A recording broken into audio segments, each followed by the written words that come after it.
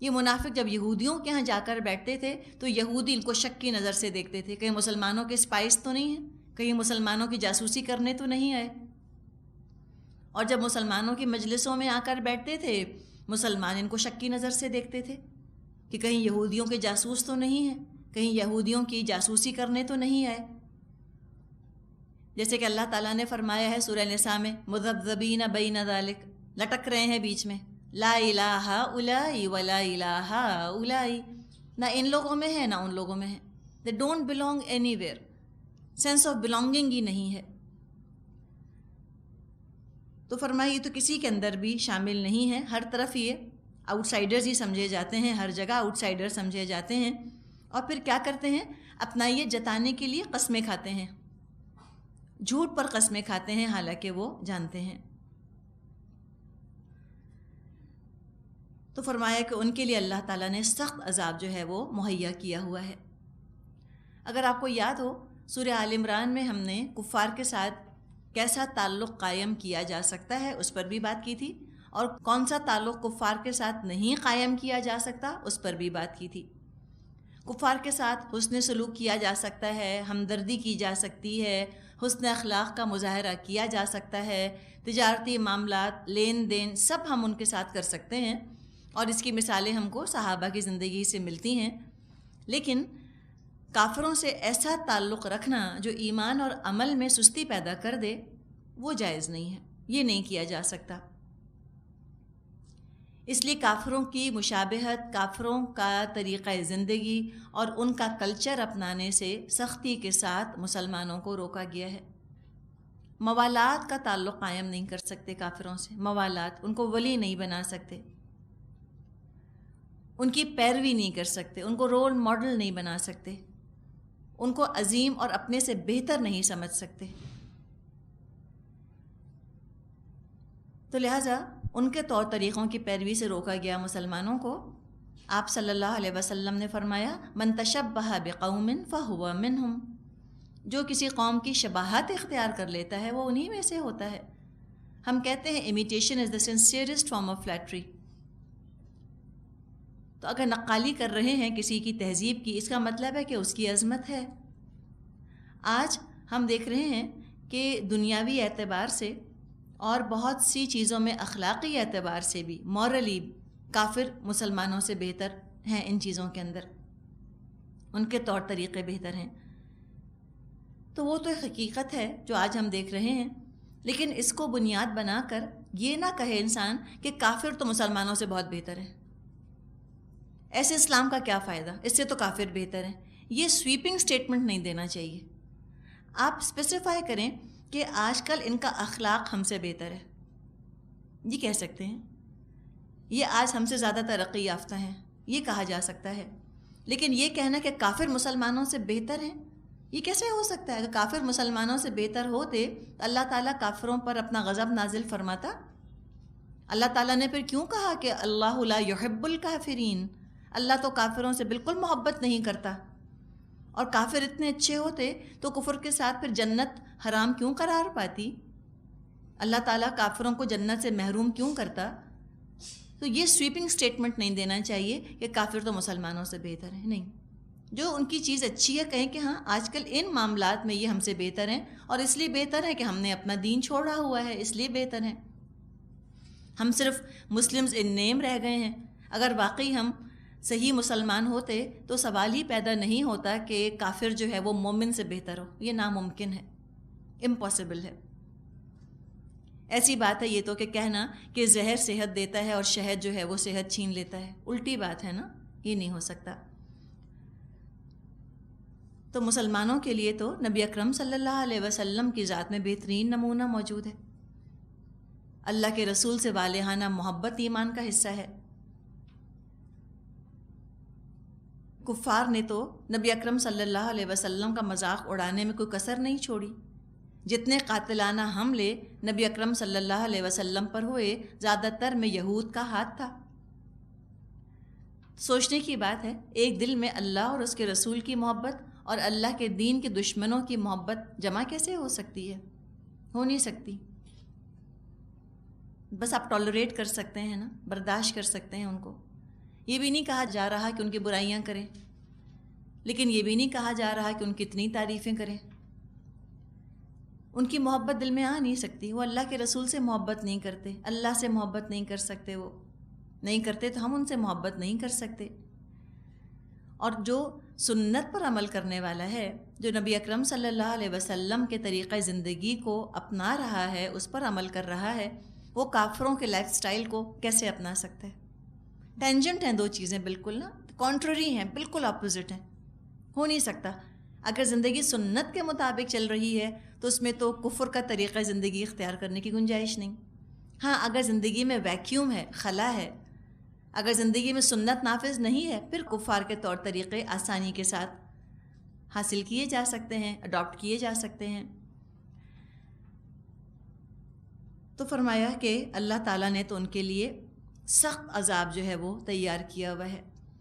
ہم دیکھتے ہیں کھلم کھلا دشمن کے مقابلے میں، یعنی کافروں کے مقابلے میں منافقوں پر اللہ کا غضب زیادہ بھڑکتا ہے۔ ہوتا یہ ہے کہ منافق کلمہ پڑھ کر آ گئے ہوتے ہیں نا دین کے اندر، اور جو کام کرنے والا ہوتا ہے، جو لیڈر، جو رہنما، وہ تعداد سے دھوکہ کھا جاتا ہے کہ اچھا چلو اتنی تعداد میں مسلمان ہیں، چلو ہم فلاں کام کر لیتے ہیں۔ مثال کے طور پہ احد کے موقع پر نبی اکرم صلی اللہ علیہ وسلم نے سوچا ہوگا چلو 1000 فوجی ہیں، عین وقت پر منافق 300 کی جماعت لے کر الگ ہو گئے، عین وقت پہ دھوکہ دیا نا۔ تو ایک تعداد کو دیکھتے ہوئے فیصلہ تو کر لیتا ہے لیڈر کہ چلو ہم یہ کام کرتے ہیں، عین وقت پر جب منافق پیٹھ دکھا جاتے ہیں تو سارے کا سارا کام جو ہے وہ خطرے میں پڑ جاتا ہے، بنیادیں جو ہیں وہ ہل جاتی ہیں۔ اسی لیے نبی اکرم صلی اللہ علیہ وسلم سے پھر کہہ دیا گیا تھا کہ ان کے لیے استغفار مت کیجیے، نہ ان میں سے کسی کی نماز جنازہ پڑھیے، اس لیے کہ ان میں اور کافروں میں صرف نام کا فرق ہے، کیفیت اندر سے منافق اور کافر کی بالکل ایک جیسی ہوتی ہے۔ لیکن پناہ کس چیز کی تلاش کر لی ہے انہوں نے، اس کا ذکر کیا گیا، اتخذوا ایمانہم جنتا فصدوا عن سبیل اللہ فلہم عذاب مہین۔ انہوں نے اپنی قسموں کو ڈھال بنا رکھا ہے جس کی آڑ میں وہ اللہ کی راہ سے لوگوں کو روکتے ہیں، اس پر ان کے لیے ذلت کا عذاب ہے۔ جنہ ڈھال کو کہتے ہیں، شیلڈ، الصوم جنتن، روزہ ڈھال ہے، یعنی روزہ دوزخ کی آگ سے بچانے کا سبب بنے گا۔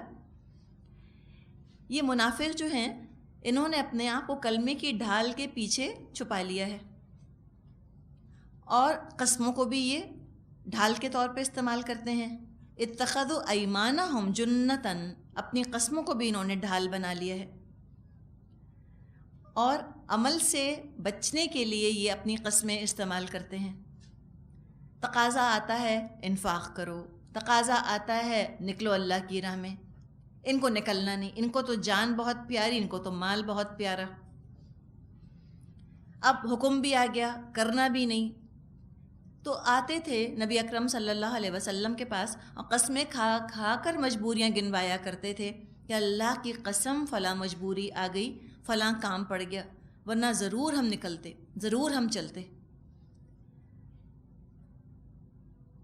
تو اس کے بارے میں سورہ توبہ میں تبصرہ ہم نے پڑھا تھا کہ اگر ان کا نکلنے کا ارادہ ہوتا تو تیاری تو کرتے نا، سامان تو باندھ کے رکھا ہوتا، انتظام تو کیا ہوتا۔ انہوں نے کوئی انتظام نہیں کیا، کوئی تیاری نہیں کی، انہوں نے سوچ ہی لیا تھا کہ جب ہم سے پوچھا جائے گا ہم جھوٹ بول دیں گے، اور اگر جھوٹ پر بھی کوئی قائل نہ ہوا جھوٹی قسم کھا لیں گے۔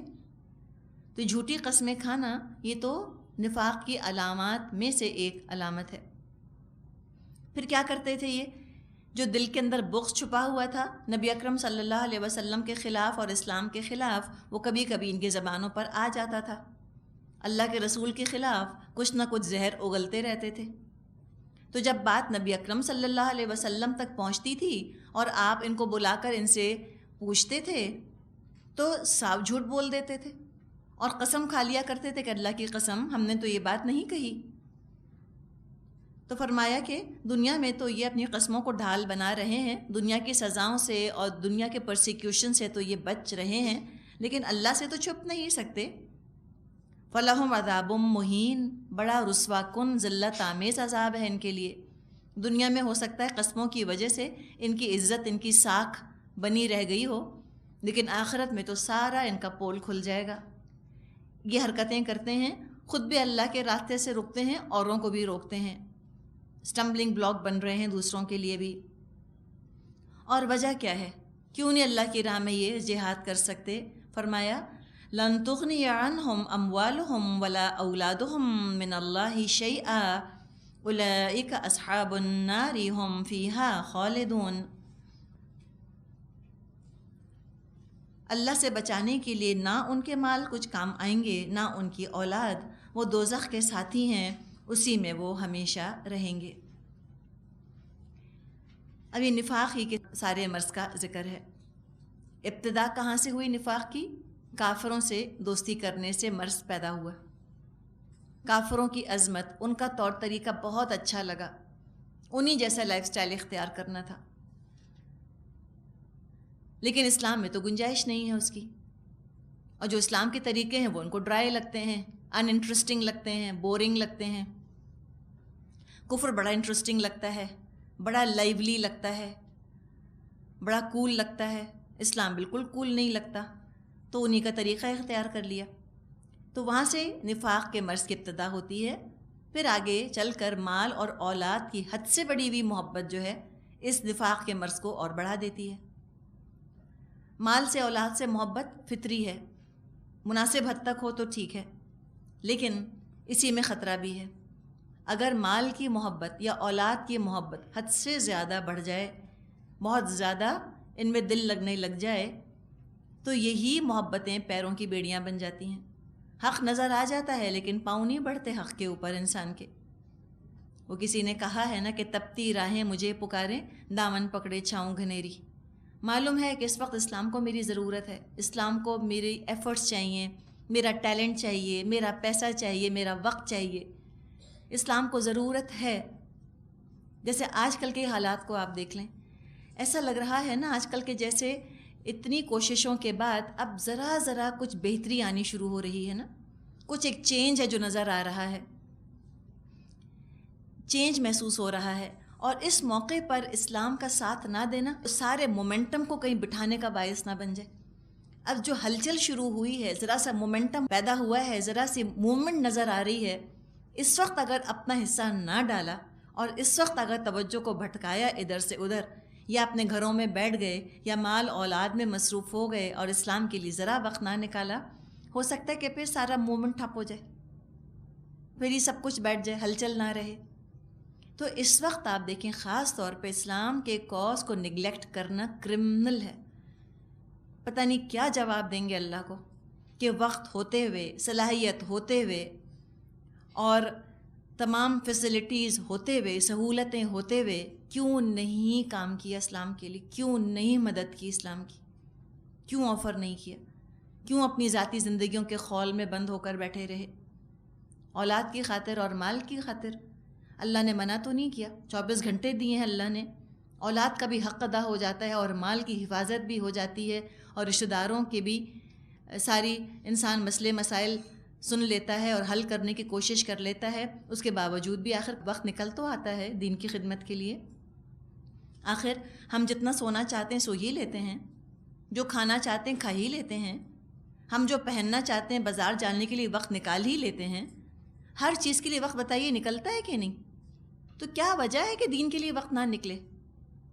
دن میں 24 گھنٹے ہیں، ہفتے میں 7 دن ہیں، مہینے کے اندر 30 دن آتے ہیں، 365 دن سال کے اندر آتے ہیں، 12 مہینے سال کے اندر ہیں، مہینے میں 4 ہفتے ہیں، کیسے ہو سکتا ہے کہ دین کے لیے وقت نہ نکلے؟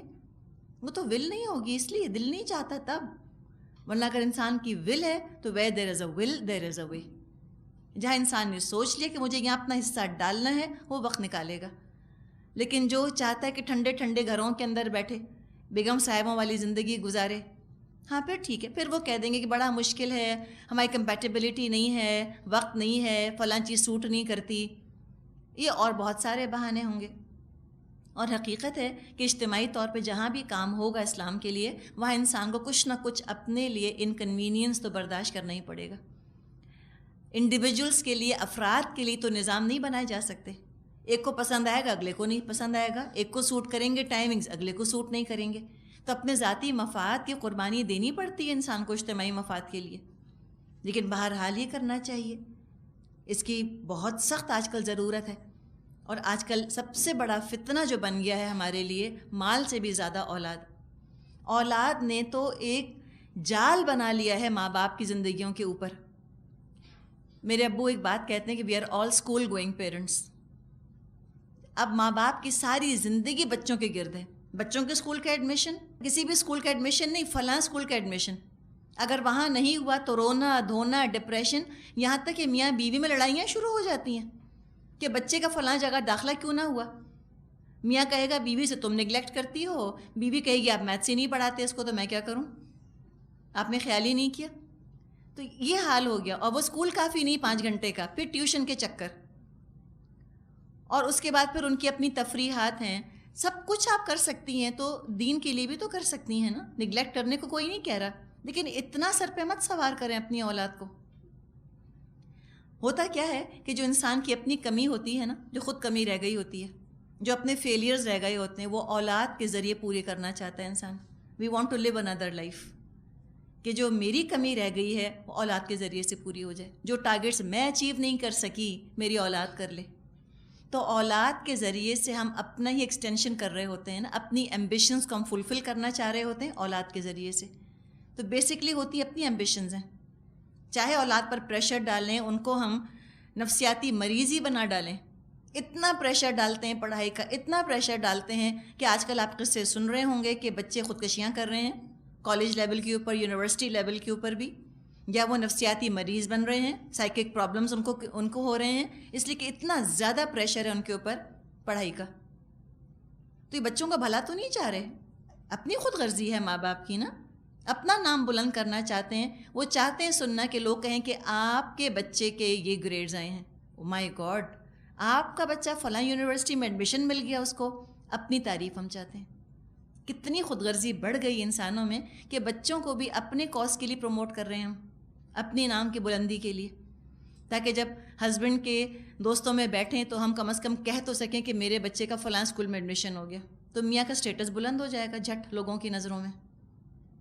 ہر چیز جو ہے نا ہمارے ہاں خود غرضی پر مبنی ہے، اور جب خود غرضی اتنی آ جائے گی کہ بچوں کو بھی اپنی غرض کے لیے استعمال کرنا شروع کر دیں گے ٹولز کے طور پہ، تو پھر ایسے خود غرض لوگ دین کے لیے کیوں کام کریں گے؟ دین کو تو بے غرض لوگ چاہیے، جو دنیا سے بے نیاز ہوں کسی نہ کسی حد تک اور آخرت کے طلبگار ہوں۔ تو ان چیزوں کے بارے میں بہرحال ہمیں سوچنے کی ضرورت ہے کہ اولاد کو اس طرح ہم بیریئر نہ بنائیں، برج بنائیں جنت تک پہنچنے کا، اور مال کو بھی بیریئر نہ بننے دیں، رکاوٹ نہ بننے دیں جنت کے راستے کی، بلکہ اس کو پل بنائیں، برج بنائیں جنت تک پہنچنے کا۔ مال اور اولاد میں کھو جانا یہ تو ہے ہی غافل لوگوں کی علامت۔ تو فرمایا کہ قیامت کے دن تو نہ اس طرح کا مال کام آئے گا اور نہ ایسی اولاد جس کو دنیا میں کھپا دیا۔ ریٹ ریس ہم کہتے ہیں نا، ریٹ ریس میں لگ جانا، اور ریٹ ریس میں کون حصہ لیتا ہے؟ ریٹس، اور جو جیت جاتا ہے وہ کیا ہوتا ہے؟ ریٹ ہی رہتا ہے نا، ریٹ ریس جیتنے کے بعد بھی ریٹ ہی رہتے ہیں نا۔ حقیقت ہے کہ اس طرح جب خالصتاً دنیا کو معبود بنا کر اس کو حاصل کرنے کی کوشش کی جاتی ہے تو کسی بھی درجے پر دنیا میں پہنچ جائیں، کسی اسٹیٹس پر پہنچ جائیں، اخلاقی تربیت وہ حاصل نہیں ہوتی، مورل سپریمیسی حاصل نہیں ہوتی نا، مورل سپیریورٹی حاصل نہیں ہوتی، وہاں ترقی نہیں ہوتی، تزکیہ نہیں ہوتا، اخلاق بہتر نہیں ہوتا، کردار بہتر نہیں ہوتا، گھٹیا پن رہ جاتا ہے کہیں نہ کہیں بیچ میں، اعلیٰ درجے حاصل نہیں کر سکتے جنت کے، اور پھر دنیا تو آخری سانس کے ساتھ ختم ہو جاتی ہے، پھر اس کے بعد آخرت، خالی ہاتھ چلے گئے آخرت میں۔ تو سوچنا چاہیے کہ ہم اپنے آپ کو کس میں کنورٹ کر رہے ہیں، ہم نے اپنا کیا پرائز ٹیگ رکھا ہے، ہم نے کیا قیمت رکھی ہے اپنی، مال سے ہم کیا لینا چاہتے ہیں؟ کوئی گھر، کوئی فریج، کوئی ٹیلی ویژن، کوئی گاڑی، کوئی لباس، کوئی زیور، بس یہ ویلیو رکھی ہے اپنی۔ اولاد کے تھرو ہم کیا حاصل کرنا چاہتے ہیں؟ اولاد کی ڈگری سے ہم سجانا چاہتے ہیں اپنے آپ کو، اولاد کی تنخواہ سے ہم سجانا چاہتے ہیں اپنی ذات کو، تو اللہ کے ہاں کیا کام آئیں گی یہ چیزیں؟ قبر میں آ کے کون سے فرشتے پوچھیں گے کہ اچھا تمہارے بچے واؤ فلاں اسکول میں پڑھتے تھے، چلو جنت میں داخل ہو جاؤ، اچھا تمہارے بیٹے کو MIT میں ایڈمیشن مل گیا تھا، پلیز آپ جنت فردوس میں تشریف لے جائیے۔ اس لیے کہ آپ کا بچہ جو ہے وہ دنیا میں اعلیٰ ترین یونیورسٹی میں گیا تھا. امپریس ہوتے ہیں. بتائیں اپنے بچوں کو، بتائیں کہ فرشتے تمہارے گریڈز نہیں دیکھیں گے آ کر. وہ تو ہم ماں باپ ہیں جو دیوانے ہو رہے ہیں گریڈز کے پیچھے، 10 A's لاؤ اور 8 A's لاؤ اور فلاں لاؤ اور فلاں لاؤ. فرشتے یہ نہیں دیکھیں گے. بعض دفعہ ان چکروں میں مائیں جو ہیں دین پہ کمپرومائز کرتی ہیں، باپ حرام کماتے ہیں کبھی کبھار، اللہ ماشاء اللہ سب کی بات نہیں کی جا رہی، it's not a sweeping statement, لیکن اولاد ہی کو تو کھلانے پلانے کے چکر میں حلال حرام کا فرق بھی اٹھا دیا جاتا ہے. اولاد کو دین کی تربیت نہیں دی جاتی، نمازیں قضا کروا دی جاتی ہیں ان کی. کتنے سارے مسائل ہیں جو کہ کریٹ کر لیتے ہیں آخرت کے حساب سے. تو ایسے استعمال میں اگر مال اولاد کو لگایا، جس کا بھی ہم نے ذکر کیا، تو فرمایا کہ اولئک اصحاب النار، یہ آگ والے ہوں گے اور اسی میں ہمیشہ رہیں گے. بات یہ ہے کہ جب تک پرائیورٹی اللہ نہ ہو، ٹوٹل کمٹمنٹ اپنے عقیدے اپنے کلمے کے ساتھ نہ ہو، ہر چیز رکاوٹ بن جائے گی. چھوٹے سے چھوٹا کنکر بھی راستے کا پتھر بن جائے گا، ایک بولڈر بن جائے گا، اتنا سا کنکر بھی. جیسے اگر گاڑی ہے اس میں پیٹرول ڈالتے ہیں، پیٹرول میں کچرا اگر مل جائے تو گاڑی ناکنگ کرتی ہے نا، رک رک رک رک کے چلتی ہے. تو بالکل اسی طرح اگر ملاوٹ والا ایمان ہے نا تو وہ پھر دین کے راستے پر آگے بڑھنے نہیں دے گا. اسی طرح انسان اٹک اٹک کے رک رک کے چلے گا، اور یہ مال اولاد ذرہ برابر کام نہ آئیں گے. کسی کا اسٹیٹس نہ دیکھے گا اللہ کہ اچھا تمہارا کتنا بینک بیلنس تھا اور تمہاری اولاد کتنی افلاطون تھی، یہ نہیں پوچھے گا اللہ تعالیٰ. لیکن ہم واقعی ایسے اپنے بچوں کے پیچھے لگے رہتے ہیں، لگتا ہے کہ ان کے گریڈز اور ان کی پوزیشن اور ان کی جاب ہمیں آخرت میں بچا لے گی. پہلے اپنے لیے ہوتے ہیں، اس کے بعد اولاد کے لیے ہوتے ہیں، اس کے بعد اولاد کی اولاد کے لیے، اور یہاں تک کہ قبر کا ہم سامنا کر لیتے ہیں، لیٹ جاتے ہیں قبروں کے اندر جا کے، اور وہاں پتہ چلے گا آنکھ کھلی گل کی تو موسم تھا خزاں کا. جن چیزوں کو اتنی اہمیت دی، پتہ چلے گا ان کے بارے میں تو کوئی پوچھتا بھی نہیں. دنیا میں کبھی ایگزام کی تیاریاں جب کر رہے ہوتے تھے، کوئی چیپٹر بہت محنت سے پڑھا ہوتا تھا، بڑی تیاری کی ہوتی تھی، بڑے نوٹس بنائے ہوتے تو اس پہ ایک بھی کویشچن پیپر میں نہیں آتا تھا، اتنا افسوس ہوتا تھا کوئی حد نہیں کہ کیسے وقت دوبارہ آ جائے تو میں تو پڑھوں ہی نہ اس چیپٹر کو، مجھے کیا پتا تھا اس میں سے سوال نہیں آئے گا. اور اللہ نے تو بتا دیا کہ تمہاری جو کتاب ہے زندگی کی، اس میں سے کون کون سے چیپٹرز میں سے کویشچنز آئیں گے اور کس کس میں سے نہیں آئیں گے. اور جن چیپٹرز میں سے نہیں آئیں گے ہم انہی کو پڑھے جاتے ہیں، انہی پر توجہ دیے جاتے ہیں، انہی پر وقت لگائے جاتے ہیں. اور جن کے بارے میں بتا دیا اللہ نے کہ ان میں سے سوالات آئیں گے، ان کو دیکھتے ہی نہیں، ان کو لگتا ہے کہ ڈیلیٹ ہی کر دیا، اومٹ ہی کر دیا. تو پھر حماقت تو اپنی ہے. اب کیا ہوگا قیامت کے دن؟ اتنے پریشان ہوں گے، کیا حرکتیں کریں گے؟ فرمایا یوم یبعثہم اللہ جمیعا فیحلفون لہ کما یحلفون لکم وَيَحْسَبُونَ أَنَّهُمْ عَلَىٰ شَيْءٍ أَلَا إِنَّهُمْ هُمُ الْكَاذِبُونَ. جس روز اللہ ان سب کو اٹھائے گا، وہ اس کے سامنے بھی اسی طرح قسمیں کھائیں گے جس طرح تمہارے سامنے کھاتے ہیں، اور اپنے نزدیک یہ سمجھیں گے کہ اس سے ان کا کچھ کام بن جائے گا. خوب جان لو وہ پرلے درجے کے جھوٹے ہیں. یعنی قیامت کے دن اللہ کے سامنے بھی جھوٹ بولیں گے. عادتاً جھوٹ سیکنڈ نیچر بن گیا ہوگا، کمپلسیو لائرز ہو گئے ہوں گے. چھوٹی بڑی ہر بات میں دنیا میں جھوٹ بولا کرتے تھے، جھوٹے بہانے بناتے تھے. ضرورت ہو تو بھی جھوٹ، ضرورت نہ ہو تو بھی جھوٹ، غیر ارادی طور پہ انکانشیسلی جھوٹ بولتے رہتے تھے. تو عادت ہی بن گئی تھی. دین سے فرار کے لیے جھوٹے بہانے، معذرتیں پیش کرتے تھے، اور یہ معذرت ان کو معصیت تک لے گئی، نافرمانی زندگی کا طریقہ ہی بن گئی. تو قیامت کے دن اللہ کے سامنے کھڑے ہو کے بھی ویسے ہی جھوٹ بولیں گے جیسے نبی اکرم صلی اللہ علیہ وسلم کے سامنے بولا کرتے تھے. اور وہ قیامت کے دن کیا گمان کریں گے؟ انہم علی شیء، وہ سمجھیں گے ان کا کچھ کام بن جائے گا. بڑے غور طلب یہ الفاظ ہیں. یوں سمجھے کہ منافق کی شخصیت کی تہیں، اس کی لیئرز کھولی جا رہی ہیں، نفسیات واضح کی جا رہی ہے اس کی.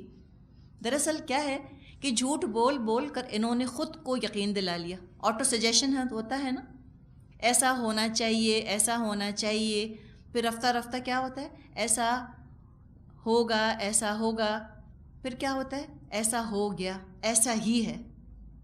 وشفل تھنکنگ کو فیکٹ بنا لیا انہوں نے، فگمنٹ آف امیجنیشن کو فیکٹ بنا لیا، جھوٹ بول بول کے خود کو یقین دلا لیا کہ آخر ہمارے بھی کچھ اچھے اعمال ہیں، کچھ نیکیاں ہیں، آخر ہم بھی بخشے جائیں گے، ہمارے اعمال کا بھی وزن ہوگا۔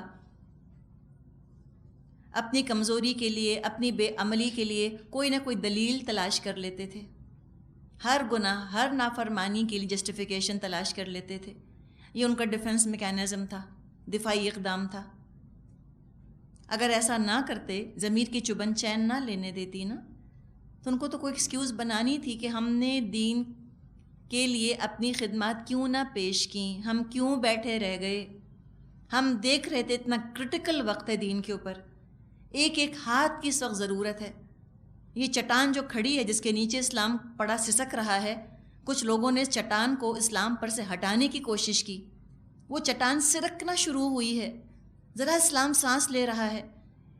تو ایوری ہینڈ میٹرز، ہر ہاتھ اس وقت اہم ہے، ہر ایک کی ضرورت ہے۔ جس کے پاس جو صلاحیت ہے وہ آ جائے، تبوک کی طرح 4 کھجوریں بھی دے سکتا ہے تو دے، اور دامن بھر کر سونے کی اشرفیاں دے سکتا ہے تو دے اس وقت۔ اور جو لوگ اپنے اپنی زندگیوں میں بس بیٹھے رہ گئے تو وہ کیا جواب دیں گے، کیا ایکسکیوز ہوگی ان کے پاس؟ تو دنیا ہی میں ایکسکیوزز بناتے ہیں، بہانے بناتے ہیں کہ بھئی یہ مجبوری ہے، وہ مجبوری ہے، اس وقت یہ پرابلم ہے، اس وقت یہ پرابلم ہے۔ اپنی زندگیوں میں ہم اس کو رکھ کر دیکھیں، آپ جنوری سے لے کر دسمبر تک کے مہینوں کو ذہن میں لے کر آئیے۔ جنوری وغیرہ میں کیا ہوتا ہے؟ سردیاں بہت ہوتی ہیں، یا ایڈمیشنز ہو رہے ہوتے ہیں اسکولوں کے۔ پھر کیا ہوتا ہے؟ مئی جون میں ایگزامز ہو رہے ہوتے ہیں تو پرابلم۔ پھر جون جولائی میں کیا ہوتا ہے؟ چھٹیاں ہو جاتی ہیں تو پرابلم۔ پھر اگست میں کیا ہوتا ہے؟ اسکول کھل جاتے ہیں تو پرابلم۔ صحیح ہے نا؟ پھر سپٹمبر اکتوبر میں ان کے ہاف ایئرلی ہونے لگتے ہیں تو مسئلے۔ پھر دسمبر میں بچوں کی چھٹیاں ہو جاتی ہیں تو پرابلم۔ تو مجھے بتائیں کہ پھر کہاں سے وقت نکلے گا؟ یہ 12 مہینے ہی تو ہیں نا، اور یہ 12 مہینوں میں اگر آپ بچوں کی مصروفیات دیکھیں، 1 مہینہ فارغ نہ ملے آپ کو۔ تو اگر بچوں کو پرائیورٹی بنایا ہوا ہے، زندگی کو بچوں کے گرد گھمایا ہوا ہے، اللہ کے لیے کوئی وقت نہیں نکلے گا، اس لیے کہ یہ ہے اتنی بے برکتی چیز نا، ساری زندگی بے برکتی کا شکار ہو جائے گی، کوئی وقت میں برکت نہیں رہے گی۔ اور اگر مال کو زندگی کا ہدف بنایا ہوا ہے، محور بنایا ہوا ہے، مال کے گرد یا اولاد کے گرد زندگی گزر رہی ہے، انتہائی وقت میں بے برکتی ہوگی، آپ لکھ کے رکھ لیں۔ کسی کا حق ادا کرنے کا وقت نہیں ملے گا، اتنے بچوں میں مصروف ہو جاتے ہیں کہ ماں باپ کا حق ادا کرنے کا بھی وقت نہیں رہتا۔ اللہ تو پھر دور کی چیز ہے۔ اس کے مقابلے میں اللہ کو محور بنائیں زندگی کا، اللہ کے گرد زندگی کو گھمائیں، اللہ کو ٹاپ پرائیورٹی پہ رکھیں اور باقی پرائیورٹیز کو ارینج کر لیں۔ اب آپ دیکھیں کتنی برکت ہوگی وقت میں آپ کے۔ اللہ کے دین کا کام کرنے کا بھی وقت نکل آئے گا، بچوں کے لیے بھی وقت نکل آئے گا، گھر میں کھانا پکانے کے لیے، صفائیوں کے لیے وقت نکل آئے گا، رشتہ داروں کا خیال کرنے کے لیے وقت نکل آئے گا، بیوٹی پارلر کے لیے بھی وقت نکل آئے گا، بازار جانے کے لیے بھی وقت نکل آئے گا۔ میں بالکل سنجیدگی سے آپ کو یہ بات بتا رہی ہوں، ذرا سا بھی اس میں ذرے کا بھی مبالغہ نہیں ہے، کر کے تو دیکھیں۔ اگر ہم کہتے ہیں کہ آئی ڈونٹ ہیو ٹائم، اس کا مطلب ہے کہ ہم نے کوئی محور زندگی کا غلط بنایا ہوا ہے، ہم نے جس چیز کو ٹاپ پرائیورٹی پہ رکھا ہے وہ چیز ہی غلط ہے، تبھی اتنی بے برکتی اور نحوست ہے زندگیوں کے اندر۔ ایک دفعہ ہم اپنی پرائیورٹیز درست کر لیں، برکت اور زندگی کے اندر نور آ جاتا ہے۔ تو فرمایا کہ یہ تو بہانے بناتے ہیں اور اپنی بے عملی کے لیے بہانے تلاش کرتے ہیں۔ ہوتا یہی ہے نا، انسان جب اللہ کو ناراض کرتا ہے تو وہ روح جو اللہ نے پھونکی ہے ہر شخص میں، وَنَفَخْتُ فِيهِ مِن رُوحِي، میں نے اپنی روح میں سے پھونکا ہے اس میں، تو وہ روح اس کو ٹوکتی ہے، ملامت کرتی ہے۔ جو اس کی بات سن لے، توبہ کر کے اللہ کی طرف پلٹ آئے، اور اگر اس کی بات سننے کے بجائے، روح کی بات سننے کے بجائے کوئی روح کے اوپر جھوٹ کا ٹیپ لگا دے تو بس پھر روح بات کرنا چھوڑ دیتی ہے۔